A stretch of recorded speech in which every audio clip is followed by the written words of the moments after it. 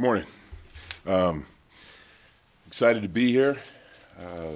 Extremely grateful for the opportunity to come back and be at a place that I love. I prepared some notes because I like to be organized. But I'm really, really thankful to be here. Thankful to President Worthen, Vice President Richardson, Tom Homo, Coach Sitake for giving me this opportunity to come back and be a part of a program that I think is really special. I also want to say a thanks to a lot of my former players who really jumped out and gave me a lot of support through this process and encouraged me to make an attempt to come back. And guys like Jake Caressa and Eddie Keel and Dallas and Lance Jr., Terrence Brown, Rafing, Sete Aulai, just a few of the guys. And I know anytime you bring up individuals, you run risk of leaving someone out, so I apologize. But those are just some of the guys that I heard from and some of the guys that supported me in this endeavor. And I want to really say a thank you to them, because those guys are the ones that it's really all about, and having an opportunity to have an impact on lives and build relationships that last. It was a number of years ago that I first got to know those guys, and obviously still have a very strong relationship with them. One of the things that I think is important for any guy in a position of leadership is to state what your goals are and where you're headed. And I think my most immediate goals are, number one, to work to put together with Coach Sitake the best offensive staff that BYU has ever had. And I know what that means because there have been a lot of great coaches here over the years. But I really believe in this time and in this place we can do that. My next goal is to get to know the players. I met a few of them yesterday, which was really cool. Just seemed very, very excited to be around and get to know me and see where we're headed, and chomping at the bit to get to work.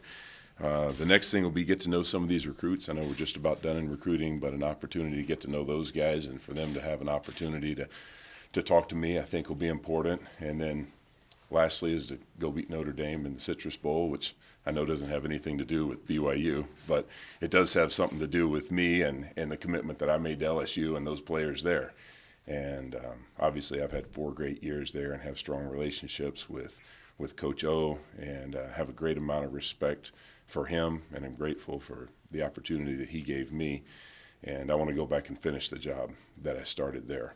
And then looking forward to being here sometime shortly after that bowl game. I've had a lot of questions about what kind of offense are you going to run? What's the BYU offense going to look like?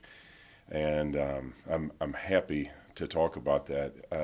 I'm very, very blessed in that in 25 years of coaching, I've been a lot of places. And I think at times that can be both a blessing and a curse. But in my case, I think it's been a real blessing. And I've been around some great offensive minds all the way back to when I first started coaching high school football in Texas, learning from a guy named Tom Work, who was a great high school coach and a great offensive coach. And we scored a ton of points. And I learned about how to take advantage of what the defense gives you. Working for guys like Dirk Cutter and Gus Malzahn and Matt Canada this last year, some of the guys who I think are some of the best offensive minds in the entire country, has given me a great breadth of experience. And I think the width of experience that I've been able to gain over all these years gives me a broad knowledge base that will allow me to put together the best system for BYU right now. And I think that's the most important thing. When you look at building an offense, I think the first thing you want to do is build the culture. You want to build the mindset that's right, because there are a lot of different ways to move the football and score points. But with the right guys who are willing to give all that they have, you have an opportunity to be successful, whichever style that you choose.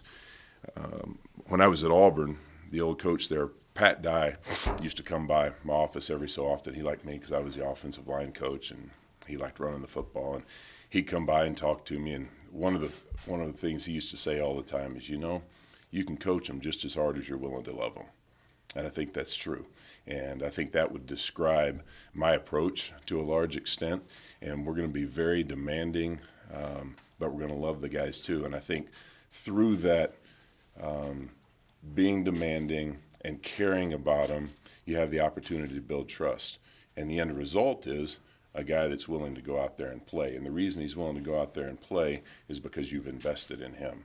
And I think that combination of love and demand creates a player that has self-worth and has confidence and feels a real purpose and belonging in what he's doing. And that's the real magic of making any system work or making any team or organization work. Beyond that, then you go to okay, what's it going to look like more specifically? I think it's really, really important that you build an offense around the skill set that you have. And I think you can look at that in two ways. One, what's it going to look like long term? What type of players do you have here that will allow you to have success for a long period of time? And then who do you have right now, this year, that's going to allow you to win this season? And I think we'll combine both of those things. It'll look I think, like a lot of the different things that I've done. My goal is to put together the best combination of all the systems that I've been a part of and build a system that's flexible enough to fit exactly what we have here this year, but be open enough to do something a little bit different if a particular guy gets hurt or you have a different guy in that position the following year. I believe in being creative and giving the defense a lot to look at, diversionary tactics such as shifts and motions, and forcing the defense to defend a variety of things, whether you're talking about the tempo at which you snap the ball, the way you line up, the personnel groups that you have on the field. I believe in a lot of variety. As far as that goes, I believe in balance, and you can achieve balance in a lot of different ways. You know, if you listen to Mike Leach talk about balance, he talks about having balance in terms of ball distribution, whether you hand it off or whether you run it. To him, it doesn't matter. If you listen to a team that runs it all the time, like one of the academies or Georgia Tech, they talk about balance by giving the ball in a run scheme to a lot of different guys. So there are a lot of ways to create balance, but I look at the field, the football field, as a battleground. And if you look at it as a battleground, then you want to force the enemy to defend a broad front and make them defend the entire width and depth of the field. And so we'll have the ability to attack the field both horizontally and vertically, both through the running game and the passing game. And there may be certain games where we emphasize one over the other. I'm a big believer in taking advantage of what the defense gives you. And typically when you do that in the fourth quarter, you're going to find yourself where you want to be. Another question that I'm sure a lot of guys have is, what about the fact that you don't have play calling experience? On one hand, that's true. On another hand, I don't think that it is. I've been in a lot of games over the 25 years that I've coached where somebody from the press box gets to me on the headphones, and it may be a critical 4th and 1 situation to continue a drive or score a touchdown that may win the game. Hey, Grimey, give me a call.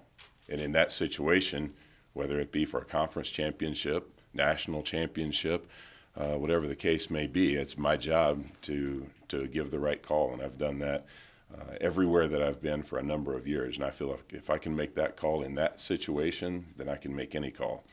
I also think one thing that's interesting is that, you know, a lot is made of what's called on game day. But in most cases, the truth behind it is that most calls are made on Monday, Tuesday, and Wednesday in your preparation. In my opinion, if you're doing the job right, then most of that happens long before you get to 3rd and 4 from the 25-yard line.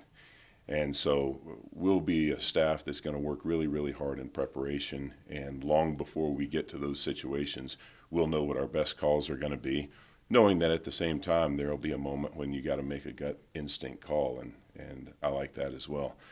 The other thing that I think is important to emphasize is that this is not me. It's going to be we. Anytime you put together a collection of coaches, I think the most valuable thing you can do is gain information from everybody that's there and use that information. And I want as many guys around me who have as much or more knowledge or different types of knowledge than I have as possible. Former President Lyndon Johnson once said, there are no problems that we cannot solve together. And there are very few that we can solve on our own. And I think that's true. And obviously, my job here is to get the offense right. But that's not just going to be my job. That's going to be us working collectively as a staff. It's going to be Coach Satake and the strength coaches and the academic people and everyone that's involved in the program, helping us move forward, score a lot of points, and have a lot of fun. So one other thing I found interesting is I started just thinking about this because I got a number of questions from people. What about you never called the plays? And I started thinking about some of the guys that I've been around. I think it's been noted that I played for Andy Reid in college, and I bring him up because he was an offensive line coach for a long time in his career before he, at one point, began calling plays. Robert and I, who I worked with here as well, was an offensive line coach and then began calling plays here, and we had a lot of success. And there are countless other examples that you could find, and whoever puts the best example in your article, I'll buy you a cheeseburger. So, with that, I'm open to questions. Go ahead, Pat. Pat Kinahan from Twilio Zone. What's up? Have you made any decisions on the staff? No, and we're really not under any definite time frame on that. Obviously, Kalani and I have been talking about it a lot, but we're going to take our time and get the right guys here. Hey, how you doing? You mentioned in the article in The Advocate that you had a couple other opportunities to be offensive coordinator at various times in your career, and timing just wasn't right. What about this situation led you to believe the timing was right to take that opportunity? Well, number one, it was right for my family, the right timing for them. My daughter's a senior, and when we moved to Louisiana, it was her 7th state in 13 years. And she had the ability to go to the same high school all 4 years, and that was really cool. And the fact that she'll be graduating this year kind of helps.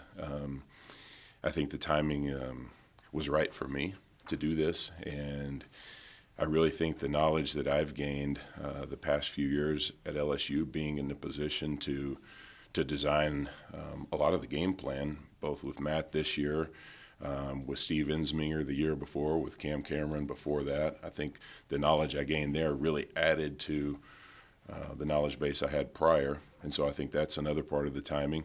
And then I think the timing is right for BYU to have a guy like me in this position. Yeah. Kareem Copeland, Associated Press. How you doing?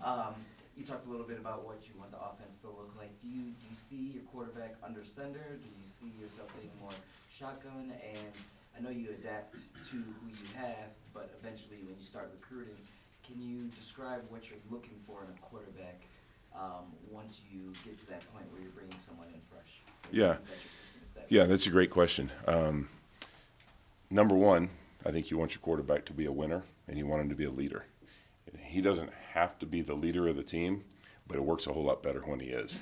And so I want a guy there that is competitive and is tough and is the kind of guy that steps into the huddle and commands respect. So number one are the intangibles that you're looking for. Secondly, I think you need a guy that's intelligent, regardless of what style of offense you're running. At some point, he's got to make a quick decision on where to go with the ball, and I don't want a guy that's standing back there patting it because he can't make a decision about whether the flat's open or not. I'd like to have a guy that's athletic. I think it certainly adds to your offense, but that should never take away from his ability to throw the football. He's a quarterback because he can throw first. And if he has the ability to run the football, that makes him even better. But I would never turn down a great quarterback who's a great thrower, who's a winner, but may not be the best athlete. And often I've found over the years that if a guy isn't a great athlete, they don't necessarily expect him to run. And if you do it 2 or 3 times a game, he can run for 7 yards and stumble and fall down, and you move on to 2nd and 3. David James from Channel 2 and 1280 The Zone. Yeah, how you doing? PK. Have you had a chance to watch much film and assess the talent level, especially at skill positions? I really haven't. I've been so wrapped up in our season and recruiting for LSU. To be honest with you, I haven't. But I know the type of talent that BYU is typically going to attract, and feel very confident that we're going to have enough to get the job done. Jay Drew, Salt Lake Tribune. Yeah. When LSU faced BYU 4 months ago, what are your recollections of BYU's offense, or did you even watch it as kind of on the other side of the ball? I see zero. I have absolutely no knowledge of what goes on the other side of the ball in the game. I get that question all the time. My kids or somebody that's a fan or just a buddy, hey, how about that play when so-and-so did this? Got no idea. So, no, I can't answer that question.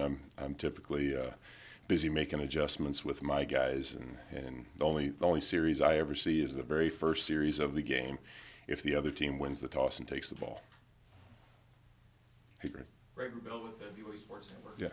You've had a lot of former teams over the years, but have you kept any kind of eye on BYU over the years, even just anecdotally, of how the program's going? Yeah, I have, just because I know so many people in and around the program, friends that are here, friends that live here, friends that former players, all of that. And so I've watched from afar, and it's always been a place that I love. I should go back. I shouldn't say always. When I was a player, I hated BYU. I played at UTEP in the old WAC, and BYU was the only team that we could never beat. And so I hated them because they were so good. But since my time coaching here, I've loved BYU and just had such positive memories. And so I've, from afar, shared joy in the victories and disappointment in the losses. But any more specifically than that, we're so busy during the season with our responsibilities. Hadn't had a chance to see a whole lot. Yeah, it's Olson, 1280. Got pretty much the whole 1280 crew here. So. I feel privileged. What's your previous association with Kalani Sitake, and what was that first contact like? Did you make contact? Did he make contact? Well, Kalani and I knew each other when I was here and he was at that other school, and always had a great respect for him. Talked to some of the other guys that were on the staff about him over the years, and just an unbelievable amount of respect for him as a person and as a coach. And so that was something that made this intriguing for me, even beyond the fact that it was a place that I'd really like to be. I did not reach out. I'm not going to say there haven't been times in my career that I've promoted myself for certain jobs, but this was not one. I didn't have to. There were a number of people that reached out to him on my behalf, and I'm old school in that I believe you should do things a certain way. And so when someone asked me if it would be okay to talk with Coach Sitake, I said, yeah, but he needs to talk with Coach O first. And I'm sure that's something that he was planning on doing anyway. And so once he had done that, we were both going different directions in recruiting, and it took a little bit longer than either one of us wanted, I think, to finally hook up. But it was a great conversation, and we talked for a long time, and I think immediately clicked. And hopefully I don't embarrass him by saying this, but when we hung up after a lengthy conversation, he looked at how long we'd been talking. He said, wow, I think the last time I talked to somebody on the phone this long, I was in 9th grade. And so it was a great conversation, and I think he and I both felt right away that this was something that could work. Hey, Dick. Dick Harmon, Yeah. Desert News. This is probably the question that Kalani would need to answer, but this year they have a 10th coach added to his staff. Have you talked about if that would be on the offensive side? Have you lobbied so that maybe you could get that extra coach on your side? A good coach is always recruiting for the opportunity to make his side of the ball better. And you're right in your first assumption. That's a question for Coach Sitake. Jared Lloyd, Daily Herald. Yeah. Your experience here before, does that give you a greater understanding of the challenges that are unique to BYU as opposed to the many other places that you've been with the honor code, the missionary factor, all of those different things coming in now as the offensive coordinator? It certainly gives me more knowledge of the situation. I don't know that I'd like to call them challenges, though. I think it gives me more knowledge of the situation and gives me an opportunity to come in with my eyes wide open. And every place that you coach has certain inherent conditions that you might consider assets or liabilities. I believe in accentuating the positives and recruiting to that. And if I'm recruiting for BYU, am I going to recruit a different type of profile than I might if I'm recruiting at LSU? In some cases, yeah, I certainly will. Is that a challenge? No. It's a matter of finding the right guy for this place at this time. And I think the fact that I've been here before allows me to come in with a knowledge of that, and it allows me to come in with an understanding of what our assets are right away. Yeah, great. In 2005, your second season here, it was Robert's first year as play caller. Mm-hmm. From that BC game, the opener through the end of the year, what's your perspective on how he developed as a play caller, going from O-line to play calling, kind of game one, learning on the fly kind of thing? Do you have any recollections of how that season went with him, doing it for the first time? Yeah, I certainly do. I guess what I'm thinking about is the evolution of him and us as a staff recognizing how to build a system that year around the skill sets that we had, rather than him as a play caller. I honestly don't know that I saw any difference in how he called plays. He may have called different types of plays as the season went on, but I think that was more a reflection of us as a staff recognizing that, okay, here are our strengths, and let's work around those strengths a little bit more. And if you remember that year, we kind of shifted gears a little bit, particularly after the San Diego State game, and moved towards one that I think fit a little bit more of what we had at the time, and was a little bit more of that and maybe a little bit less of what it had looked like at Texas Tech for him.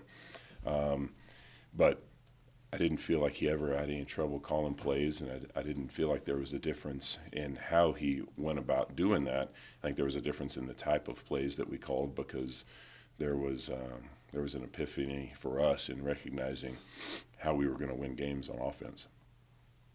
Yeah.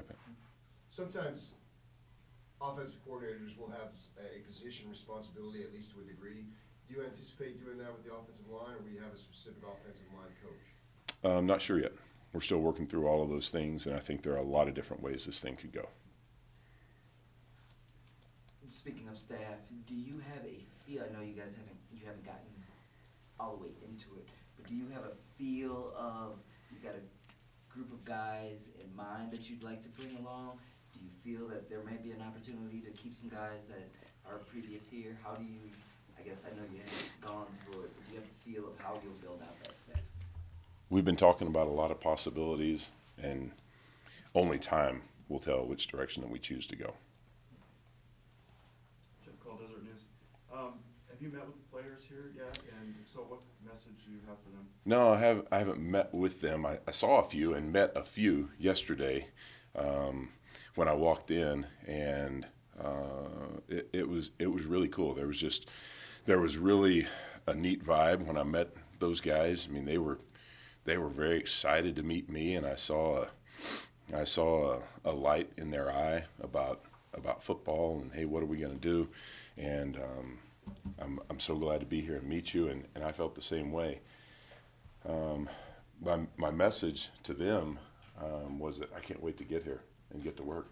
There were 5 or 6 guys in Kalani's office yesterday, and we were talking, and they said, well, when are you going to be here? And I said, well, I'm just going to be here until tomorrow, and then I'll be back after the bowl game. And they said, man, I really want to get to work. Well, let's go outside and get a little walkthrough in right now. They were game, but no, I'm looking forward to that. That's, as I said in my introduction, it's about the players. It's not about the coaches. And I loved the players that I had while I was here, and the fact that here this many years later, I still have relationships with a lot of those guys. That means a lot to me, and I really relish the opportunity to coach the kind of guys that we have at BYU. Yeah. Mitch Harper, ESPN 960. When this job became a possibility, did you reach out to Bronco Mendenhall or even Gary Crow and kind of get some feedback on this job? I talked to more people about this job probably than all of the people combined that I've spoken with about all of my previous jobs. And I would choose not to mention any specific names, but the message from everyone that I talked to is that the program is moving in the right direction. Kalani is an awesome dude and a great coach, and there's enough talent there to win. All they need is somebody to provide a little bit of hope and vision and structure, and you ought to take the job. Yeah, I agree. It's maybe too early, but you may have an inclination. You see yourself being a booth guy or a field guy, and what are the different perspectives that you have on what a coordinator, where a coordinator should be on a game day? Yeah, that's a great question, and I don't have the answer yet. So in my 25 years of coaching, I've spent one half in the press box, and it was actually at LSU when I was coaching at Auburn, and Gus Malzahn was the coordinator at the time, and Gus was dying for me to go up in the press box, and I've never believed that the offensive line coach should be in the press box, regardless of the situation. And he just kept begging me, I need your help, I need more information.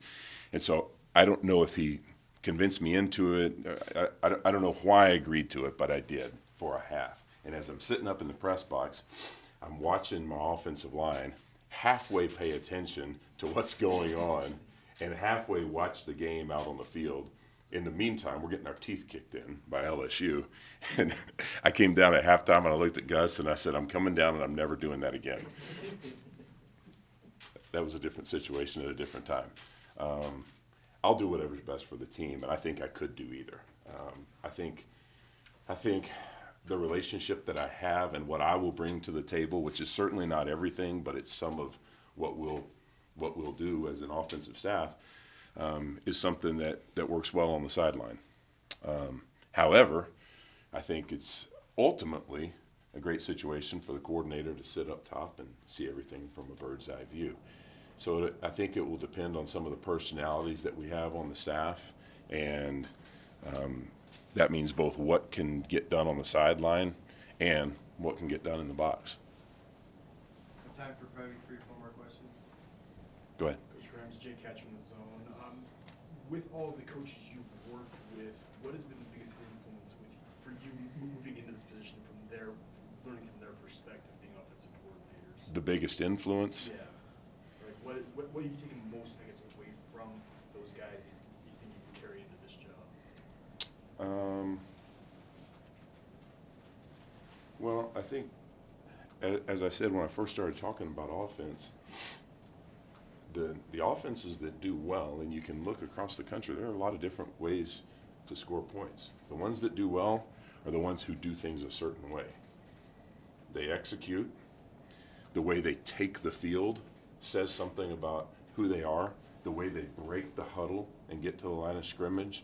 The fact that you don't have silly pre-snap penalties because a guy doesn't know how to line up or they false start. You don't turn the football over. You play hard and you play physical and you establish your will in the fourth quarter and win those close games because you've done things right up to that point. This year at LSU, we had eight giveaways on the whole season. 4 of those were in one game. I think we either led the nation or tied for the fewest in the country or whatever. And we didn't do anything magical. We just preached it every single day and held the players accountable and helped them realize that when you're carrying that football in your hand, you're carrying the entire program in your hand. And so those things are the things that allow an offense to be successful. And the good offensive coordinators I've been around have demanded that from their staff and from the players. And we'll do that. What are your memories of recruiting to a unique place like BYU compared to some of your other stops? Easier. You're your net is smaller because you're recruiting a smaller percentage of the population. Enjoyable because of the type of kids and families that you're dealing with. I enjoyed it a great deal. I mean, recruiting is an extension of coaching. You're just beginning to build a relationship with the guys you're going to coach a year, or nowadays 2 or 3 years prior to that. And so the reason that I enjoy recruiting here is the same reason that I enjoy coaching here. And I'll be honest with you, recruiting for 8 of the past 9 years in the SEC will be an asset. It will help me because I've learned how to recruit in the most competitive of environments. Last question.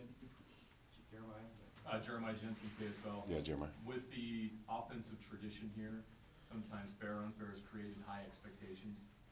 Do you embrace the pressure that comes with and the scrutiny that's going to come with being the offensive coordinator at BYU? I don't like to call it pressure because you know when I feel pressure? I feel pressure when I'm watching my daughter play volleyball. I feel pressure when I'm watching my son play his 6th grade football game, or my 9th grade son Garrison play lacrosse, or even my little one Jada play basketball. That I get nervous watching them play. In regards to my position, people ask me all the time, hey, were you nervous in the game today? I'm too busy to be nervous. And we're going to be too busy building a great offense to worry about pressure or influences from the outside. Now I realize that there are a lot of people that have a lot at stake here, and that I recognize. The responsibility to Cougar Nation, to the BYU family, to the administration and the other coaches here, I recognize that responsibility and will do everything in my power to live up to the responsibility of the job. But no one will put any more pressure on me or the offensive staff than we'll put on ourselves. Thank you, Coach. You got it. Hey guys, thanks for coming. Look forward to working with you.